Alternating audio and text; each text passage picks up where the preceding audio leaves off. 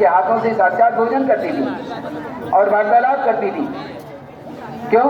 क्योंकि उन्होंने अपनी श्रद्धा को, अपनी निष्ठा को, अपने विश्वास को उन्होंने माँ के प्रति इतना समर्पित किया कि वो मूर्ति सजीव हो गई और वो सजीव होकर के उनके साथ भोजन करती थी और उनके साथ वो मूर्ति बात करती थी। यद्यपि हम वहाँ तक नहीं पहुँच पाते हैं और यदि हम भी वहाँ तक पहुँच पाएँ तो हमारे साथ भी वही चीज पुनरावृत्ति हो सकती है। तो ये सब क्या है? हमारी अटूट निष्ठा है। अब आप लोग यहाँ विद्यालय में पढ़ते हैं, आपके जो अध्यापक हैं, अब आगे आप और आगे जाएंगे, समझ गए? आप मान लीजिए डॉक्टर बन जाते हैं, इंजीनियर बन जाते हैं, प्रोफेसर बन जाते हैं, वैज्ञानिक बन जाते हैं, तो क्या आप इन अध्यापकों को भूल जाएंगे, इन शिक्षकों को भूल जाएंगे जो तुम्हें अंगुली पकड़ करके तुम्हें पढ़ना लिखना सिखाया है? इन्होंने ही तो आधार दिया है तुम्हें, उसी आधार पर तो आप खड़े हैं और उसी आधार पर खड़े होकर के आपने इतनी बड़ी बिल्डिंग का निर्माण किया है, अपनी चरित्र रूपी बिल्डिंग का। तो उन अध्यापकों को नहीं भूलना है, उन शिक्षिकाओं को नहीं भूलना है और जीवन में वो कहीं भी आपको मिले तो उनके प्रति वैसी श्रद्धा व्यक्त करना जैसे एक भक्त भगवान के प्रति करता है। ठीक है? तो हमारी श्रद्धा अटूट होनी चाहिए। आज माता पिता के प्रति जो तुम्हारी श्रद्धा है वो श्रद्धा दिन प्रतिदिन बलवती होनी चाहिए। लेकिन होता क्या है, एक बुरी बात मैं कहने जा रहा हूँ कि अगर किसी का पिता जवानी में मर जाए और उसकी पढ़ाई चल रही हो और उसके यहाँ कोई और दूसरा कमाने खाने वाला ना हो तो पिता के लिए बहुत रोता है, रोएगा ना? लेकिन वही पिता बुढ़ापे में मर जाए तो 80 साल में, तो फिर तो रोएंगे नहीं, आंसू भी नहीं होगी और यहाँ तक कि उस बुढ़ापे में उस बाप को पानी देने के लिए भी लोग तैयार नहीं है। अभी मैंने कहा था ना कि हरिद्वार छोड़ाएंगे, मथुरा छोड़ाएंगे अपनी माताओं को, अपने पिता को। क्यों? क्योंकि श्रद्धा तुम्हारी क्या हो गई? टूट गई। श्रद्धा तुम्हारी अटूट नहीं रही। वो श्रद्धा तुम्हारी बलवती होनी चाहिए, श्रद्धा की बेल बढ़नी चाहिए, श्रद्धा की बेल जो है विकसित होनी चाहिए। लेकिन श्रद्धा की बेल जो थी वो टूट गई। यही अक्षत हमको सिखाता है। अब आप लोगों को नहीं पता होगा, यहाँ कोई बुजुर्ग लोग होंगे, भाई साहब बड़े आए यहाँ पर खड़े हैं, इनको मालूम होगा, माता जी को मालूम था कि पहले ओखली में धान होता था ना, बहनें उसको कूटती थी तो धान का छिलका निकल जाता था, तब चावल बनता था। नहीं तो पहले क्या होता, चावल से पहले धान होता है और फिर उसके बाद भी 2-3 बार उसको खरड़ किया जाता है, तब वो जाकर के गोरा बनता है। नहीं तो पहले सांवला होता है, समझ गए, हल्का भूरा होता है। लेकिन जब 2-3 बार उसको खरड़ किया जाता है ओखली में डाल करके, तब जाकर के सफ़ेद होता था, तब वो बनता था अक्षत। अक्षत का मतलब जो टूटने वाला नहीं। हमको भी ऐसे ही बनना चाहिए, हमको भी यही बनना है, बच्चों को बनना है। ठीक है? अभी मैंने बताया था लाल बहादुर शास्त्री का उदाहरण, लाल बहादुर शास्त्री का उदाहरण फिर आपको मैं बताने जा रहा हूँ। लाल बहादुर शास्त्री के पिताजी बचपन में समाप्त हो गए थे, पढ़ने लिखने की कोई उनके पास व्यवस्था नहीं थी, यहाँ तक कि खाने को भी पूरे परिवार के लिए व्यवस्था नहीं थी। उनकी माताजी ने उनके मामा के यहाँ छोड़ दिया। कहाँ छोड़ा? मामा के यहाँ छोड़ा।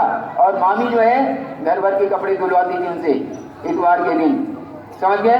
और उनके ममेरे भाइयों का जो जूठा बचता था, जो रोटी बच जाती थी, वो उनको खाने को दिया जाता था और जो बासी बच जाती थी उनको मिलता था और उनके बच्चों को जो है चुपड़ी हुई घी की रोटी मिलती थी। एक बार की बात है कि सारे बच्चों को बड़ी माता निकल गई थी। उस समय बहुत बड़ी माता होती थी बचपन में, 50-60 साल पहले पूरा का पूरा परिवार बीमार हो जाता। सारे बच्चे बीमार हो गए थे, सबको चेचक निकल गया था। और जब चेचक समाप्त हो गया तो सारे बच्चों का गट्टर भर का कपड़ा बांध करके मामी ने दे दिया लाल बहादुर शास्त्री को, 8-9 साल का बच्चा, और कहा जाकर के कुएं पर पानी भरो। तुम लोग नहीं जानते हो, पहले कुआं होता था, नल भी नहीं होते थे बच्चों, नल भी नहीं होता था। एक गांव में 50 घर होते थे, 50 घरों में से 4 नल होता था और उन 4 नलों से लोग जाकर के पानी भरते थे, नहीं तो कुआं होता था।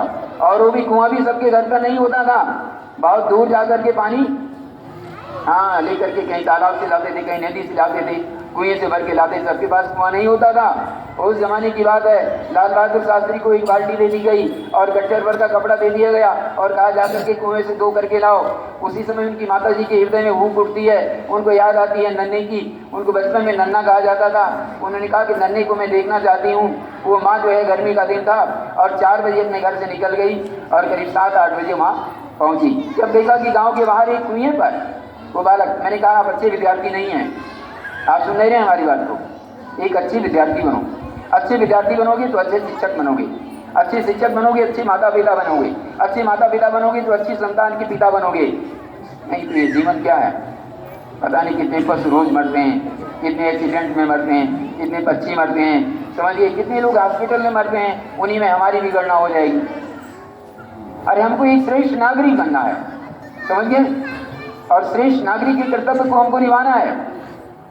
तो वो माँ ने देखा अपने बालक को कि ये कुएं पर पानी भर रहा, पानी भर करके निकाला, बड़ी मुश्किल से बाल्टी निकल रही है 9 साल के बच्चे को, और फिर पसीने से लथपथ और कपड़े धो रहा था। उसी समय माँ आती है और माँ ने क्या कहा कि बेटा तो माँ को देख करके बच्चा रुआसा हो गया, रोने लगा। माँ ने भी उसको गले से लगा लिया, लेकिन माँ ने अपनी आंखों को पोंछ लिया और उसने भी कपड़े धुलवा दिए और कपड़े धुला कर बाल्टी में रख दिया कपड़ा, और उसने कहा बेटा तुम आगे जाओ, जिससे मामी को पता ना चले कि कपड़ा किसी और ने धोए हैं, समझ गए? नहीं तो मामी और फटकार लगाएगी। मैं इसलिए बता रहा हूँ, अभी आप कपड़े नहीं धोते होंगे, समझे? मैं भी शिक्षक रहा हूँ, 1974 का B.Ed में हूँ, समझ गए? हमारे अध्यापक ने कहा था, हमारे जो हेड ऑफ डिपार्टमेंट ने कहा था कि इतवार के दिन जितने भी प्राध्यापक हैं, वो प्राध्यापक नहीं क्या कहते हैं, वो छात्राध्यापक, उनको छात्राध्यापक कहते हैं जो ट्रेनिंग लेते हैं, वो छात्र भी होते हैं और अध्यापक भी। उन्होंने हर छात्राध्यापक अपने घर पर इतवार के दिन अपने ही कपड़े नहीं धोएगा, अपने माता पिता के भी कपड़े धोएगा और चाय खुद बनाएगा और एक कप चाय खुद पिएगा, अपने माता पिता को पिला करके तब स्कूल आएगा। वही अच्छा शिक्षक बन सकता है। तो हमको तो ये शिक्षा मिली, इसलिए आपसे मैं ये भी कह रहा हूँ कि आप इतवार के दिन कम से कम अपने कपड़े तो धो लिया करो, अपने कपड़ों में प्रेस कर लिया करो, घर से यहाँ से स्कूल से जाने के बाद अपने जूते में जो है ब्रश मार करके उसको रख दिया करो और सवेरे फिर ब्रश मार लिया करो, तो उसमें बार बार पॉलिश लगाने की जरूरत भी नहीं होगी और सप्ताह में एक दिन पॉलिश लगाया करो, स्वयं लगाया करो, समझ गए? तो एक अच्छे नागरिक बनोगे। नहीं तो क्या है, इस दुनिया में मरने कपने वाले तमाम होते हैं। अच्छा इंजीनियर बनना कोई बड़ी बात नहीं है, अच्छा डॉक्टर बनना कोई बड़ी बात नहीं है, अच्छा प्रोफेसर बनना कोई बड़ी बात नहीं है, लेकिन अच्छा इंसान बन जाओ, अच्छे मनुष्य बन जाओ, अच्छे नागरिक बन जाओ, जो नागरिक कर्तव्यों का तुम्हारे अंदर बोध हो, और नागरिक कर्तव्यों का बोध होगा तभी तुम इस राष्ट्र के लिए कुछ कर सकते हो, समझ गए? हमारे कहने का तात्पर्य यही है कि इस तरह से पता नहीं कितने इंजीनियर तैयार होते हैं, लाखों तैयार होते हैं। कोई विश्वेश्वरैया बना, विश्वेश्वरैया का नाम जानते हैं? जो इंजीनियर कितने लोग बनना चाहते हैं? कितने लोग बनना चाहते हैं? हाथ उठाइए। इंजीनियर कितना बनना चाहते हैं? कितने लोग? कोई नहीं बनना चाहता। चलो कोई बात नहीं, जो भी बनना चाहते हैं तो विश्वेश्वरैया का पहले जीवन चरित्र पढ़ना, डॉक्टर इंजीनियर जो है विश्वेश्वरैया का चरित्र पढ़ना। क्यों? जिस प्रोजेक्ट को लेते थे, अगर 6 महीने का प्रोजेक्ट होता था 5 महीने में पूरा करते थे। अगर वो 3 करोड़ की लागत होती थी तो 2.5 करोड़ में उसको बना करके दे देते थे, और पूरे समय की गारंटी भी होती थी कि 5 साल के लिए प्रोजेक्ट है तो 5 साल तक उसमें कोई गड़बड़ी नहीं हो सकती अगर इंजीनियर बनना है तो, समझ गए? केवल यही नहीं, अनुसंधान करो, अपना अनुसंधान करो, अपनी खोज करो कि हम कहाँ पर हैं, कहाँ खड़े हैं, समझ गए? केवल अच्छे अंक लाना ही बहुत बड़ी बात नहीं है। उन अंकों के बदौलत आप जो है आप अपने जीवन को कहाँ तक पहुँचा सकते हो अपने श्रेष्ठता के मार्ग पर। तब उस माँ ने कहा था लाल बहादुर शास्त्री की, बेटा घबराना नहीं, परेशान मत होना, और वो माँ उस बच्चे को दिलासा देकर घर भेजती है। फिर वो अपने मायके में जाती हैं, लेकिन कुछ भी नहीं कहती हैं अपनी भाभी से कि तुम्हारे बच्चे से कपड़े धुला रही हो, और चलते से बच्चे से कहती हैं कि बेटा धीरज रख, थोड़े समय के लिए भविष्य तेरी राह देख रहा है और हमको लगता है कि तुझे कुछ आगे बनना है। और वो बालक क्या बना? जिसके घर में खाने को नहीं था, क्या बना? प्रधानमंत्री। देश का कौन सा प्रधानमंत्री था? किस नंबर का? दूसरे नंबर पे। पहले जवाहरलाल शास्त्री, नहीं जवाहरलाल नेहरू, दूसरे लाल बहादुर शास्त्री, समझ गए, और तीसरी इंदिरा गांधी, समझ गए? बच्चे अपने देश के प्रधानमंत्रियों का नाम भी नहीं जानते। राष्ट्रपति का नाम बताओ, पहले राष्ट्रपति कौन थे? दूसरे राष्ट्रपति डॉक्टर राधाकृष्णन, तीसरे राष्ट्रपति डॉक्टर जाकिर हुसैन। बस कोई बच्चा जानता है। आप ये बताओ इस समय राष्ट्रपति कौन है? उसके पहले की राष्ट्रपति, उसके पहले की राष्ट्रपति नहीं मालूम, प्रणब मुखर्जी, समझ गए? कम से कम 3 तो जाना करो आगे पीछे के हैं। तो इस तरह से अपनी बुद्धि को पहना करो, सारे राष्ट्रपतियों का नाम आपको याद होना चाहिए। सारे प्रधानमंत्रियों का आपको नाम होना चाहिए, समझे। चीफ जस्टिस ऑफ इंडिया के नाम आपको याद होना चाहिए, समझ गए। इन सबको याद रखो, समझे। हम कोई विद्यार्थी नहीं है जी, हमको भी परीक्षा देनी है, समझ गए, लेकिन हमने तो आपको बता दिया, समझ गए। तो इस तरह से जो है अक्षत, अक्षत का मतलब हमारी अटूट निष्ठा, और पुष्प का मतलब हमारे हृदय की प्रसन्नता, उल्लास, आनंद। हमेशा आनंद और उल्लास में रहो, परिस्थितियों का रोना मत रो, माता पिता से बहुत ज्यादा वो मत करो, अपेक्षा मत करो कि हमको भी बड़े फोन चाहिए, हमको भी ये सुविधाएं चाहिए। अगर उस सुविधाओं में रहोगे तो फिर लाल बहादुर शास्त्री नहीं बन सकते, नरेंद्र मोदी नहीं बन सकते, समझ गए। एपीजे अब्दुल कलाम नहीं बन सकते, समझ गए। एपीजे अब्दुल कलाम ने एक उदाहरण दिया, बाज पक्षी का उदाहरण दिया, समझिए। जब अब एपीजे अब्दुल कलाम कहते हैं कि जब बारिश होती है तो सारे पक्षी अपने घोंसले में चले जाते हैं। सारे पक्षी कहाँ जाते हैं? घोंसले में।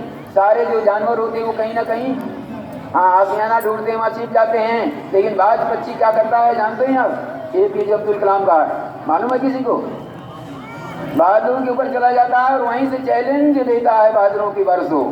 अब हमारा क्या बिगाड़ लोगे, क्योंकि हम तो तुम्हारे सिर पे खड़े हैं, तुम बरसो जितना बरसना हो।